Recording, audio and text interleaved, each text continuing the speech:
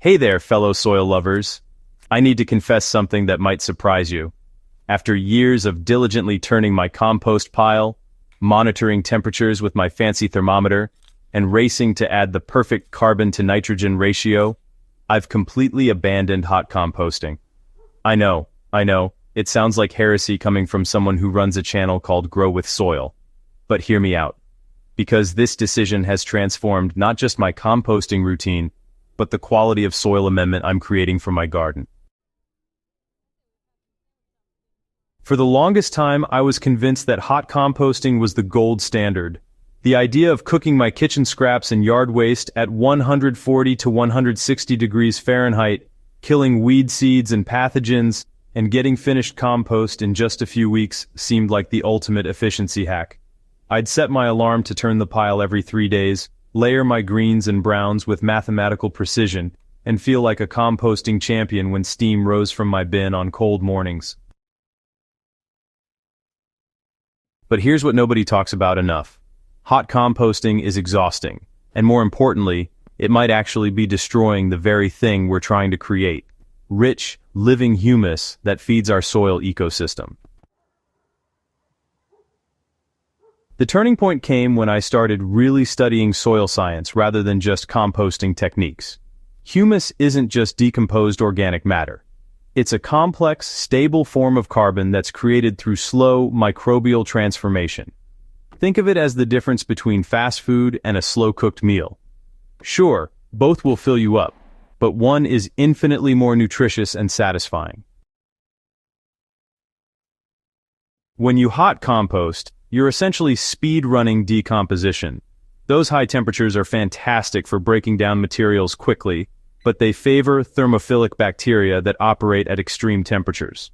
These bacteria are incredible decomposers, but they're not the primary humus builders.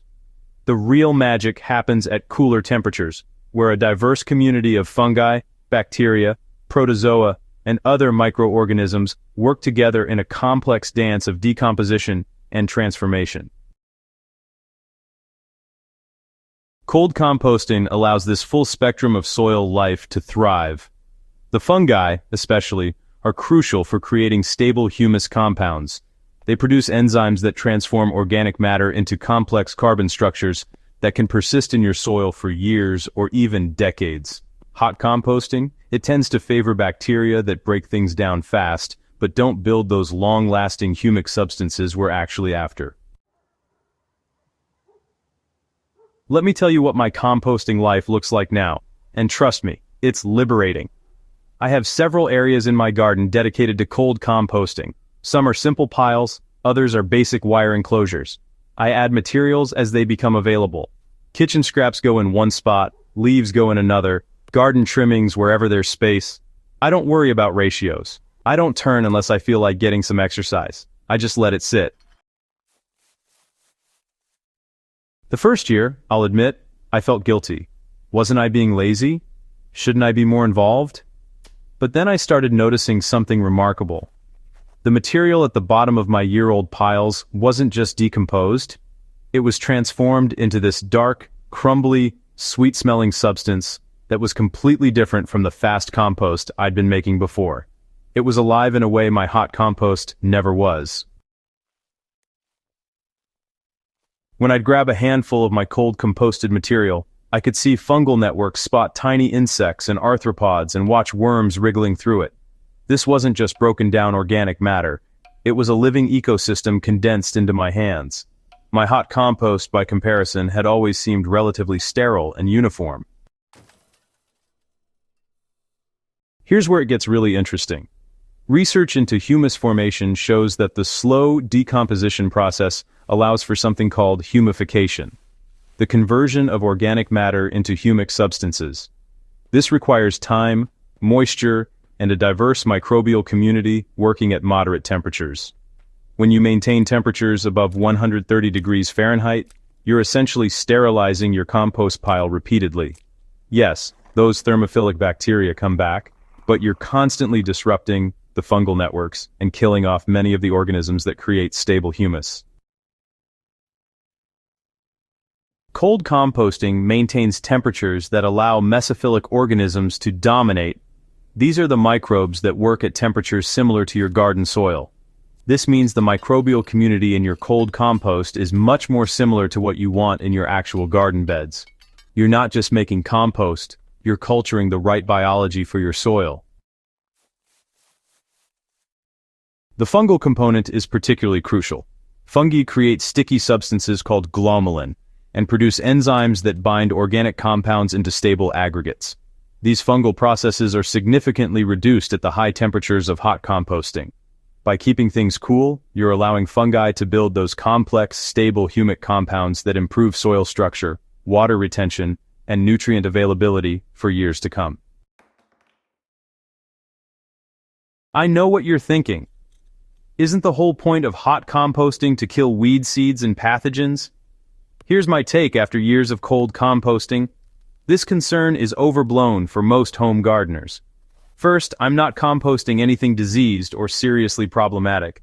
If I have plants with bacterial wilt or fungal diseases, those go in the trash, not my compost, regardless of method. As for weed seeds, yes, some will survive cold composting. But here's the reality check. Weed seeds are in your soil already. They blow in on the wind, arrive in bird droppings, and hide in commercial potting soil. I've found that using cold compost as a mulch layer, rather than mixing it directly into beds, means any germinating weed seeds are easy to spot and remove. Plus, after a full year of decomposition, many seeds lose viability anyway through natural decay processes. The trade-off is absolutely worth it. I'd rather have living, humus-rich compost with a few manageable weed seeds than sterile, rapidly decomposed material that lacks the biological complexity my soil needs. My current system couldn't be simpler. I have 3 main composting areas on rotation. One is actively receiving fresh materials, one is from last season and breaking down, and one is ready to use. This gives everything at least a full year to decompose, which is plenty of time for most materials to break down completely at ambient temperatures. So, I do practice some basic principles. I avoid adding large amounts of one material all at once. Diversity seems to help even in cold systems. I keep my piles moist, but not waterlogged, which means, occasionally adding water during dry spells or covering during excessive rain. And I roughly bury fresh kitchen scraps under existing material to avoid attracting pests. Though honestly, this is more about aesthetics and animals than composting chemistry. The beauty is that I can do all of this in about 5 minutes a day. No temperature monitoring, no scheduled turning, no stress about ratios, just a slow, steady transformation that works with nature rather than trying to force it into an accelerated timeline. After 3 years of exclusive cold composting, my garden soil has never been better. It holds moisture longer, drains better, and has that deep, dark color that tells you it's full of organic matter. My plants are healthier, more resilient to stress, and seem to have fewer pest problems. I attribute much of this to the living biology I'm adding with every application of cold composted material. When I send soil samples for testing, the organic matter percentage just keeps climbing. But, more than just quantity, I can really see the quality difference. My soil has structure now. It forms aggregates that don't collapse when wet. It's friable and easy to work. And it's just teeming with visible life, from worms to beetles to tiny springtails. This is what real humus does. It's not just food for plants. It's honestly the foundation of soil structure and the home for soil biology. And you simply can't create this kind of stable, complex organic matter in just a few weeks of hot composting. So, if you've been stressing about your compost pile, worried that you're not turning it enough or getting it hot enough, well, I'm giving you permission to just let it go. Embrace the slow process. Let nature do what it does best. Your soil will thank you, your back will thank you, and you'll have more time to actually enjoy your garden instead of being, a slave to your compost thermometer. If this approach resonates with you, I'd really love to hear about your own composting journey. Subscribe to Grow with Soil for more practical science-based gardening wisdom that puts soil health first. And if you know another gardener who's burning out on the hot composting hamster wheel, go ahead and share this with them. Sometimes the best gardening advice is just permission to slow down and work with nature instead of against it. Happy composting, friends.